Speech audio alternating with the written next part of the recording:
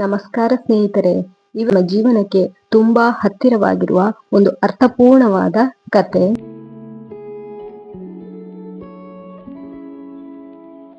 ಅಣ್ಣನ ಜೀವನದಲ್ಲಿ ಬದಲಾವಣೆಗಳಾದವು.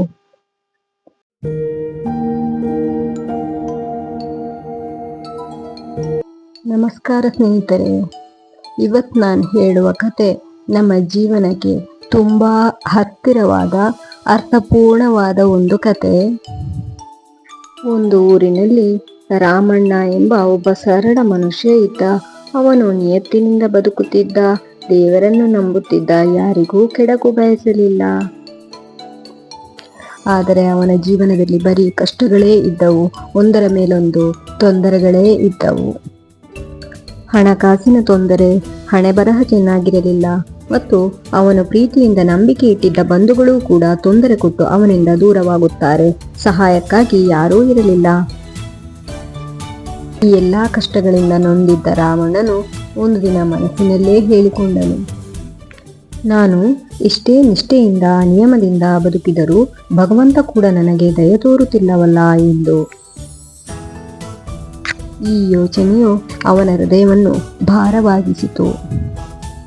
ನಂಬಿಕೆಯ ಮೇಲೆ ಕಟ್ಟಿದ್ದ ಸಂಬಂಧಗಳು ಒಂದೊಂದಾಗಿ ಕುಸಿಯುತ್ತಿರುವಂತೆ ಅವನಿಗೆ ಅನಿಸಿತು. ಆದರೂ ಬದುಕಿನ ಪಾಠಗಳು ಅವನನ್ನು ಮೌನವಾಗಿ ಮತ್ತಷ್ಟು ಗಟ್ಟಿಯಾಗಿಸುತ್ತಿದ್ದವು. ಅದೇ ದಿನ ಸಂಜೆ ಅವನ ಬಳಿಗೆ ಒಬ್ಬ ವೃದ್ಧ ಸಾಧು ಬರುತ್ತಾನೆ.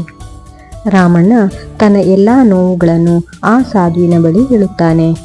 ಸಾಧುಗಳು ಶಾಂತವಾಗಿ ನಗುತ್ತಾ ಹೇಳಿದರು, ನಿಯತ್ತಿನಿಂದ ಇರುವವರಿಗೆ ಎಂದಿಗೂ ಮೋಸ ಆಗುವುದಿಲ್ಲ. ಭಗವಂತ ಕೂಡ ಪರೀಕ್ಷಿಸುತ್ತಾನೆ. ಬಂಧುಗಳು ಕೂಡ ಕಷ್ಟದಲ್ಲಿ ದೂರವಾಗಬಹುದು, ಆದರೆ ನಿನ್ನ ನಿಯತ್ತೇ ನಿನಗೆ ಬಲವಾಗಿ ನಿನ್ನನ್ನು ಕಾಪಾಡುತ್ತದೆ ಎಂದು ಹೇಳಿದನು. ಕಾಲ ಕಳೆದಂತೆ ರಾಮಣ್ಣನ ಜೀವನದಲ್ಲಿ ಬದಲಾವಣೆಯಾಯಿತು.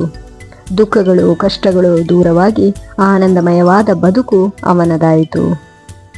ರಾಮಣ್ಣನಿಗೆ ಸಾಧುಗಳು ಹೇಳಿದ ಮಾತುಗಳು ನೆನಪಾದವು ಹಾಗೂ ತನ್ನ ನಿಯತ್ತಿಗೆ ಸಿಕ್ಕ ಫಲದ ಅರ್ಥವಾಯಿತು.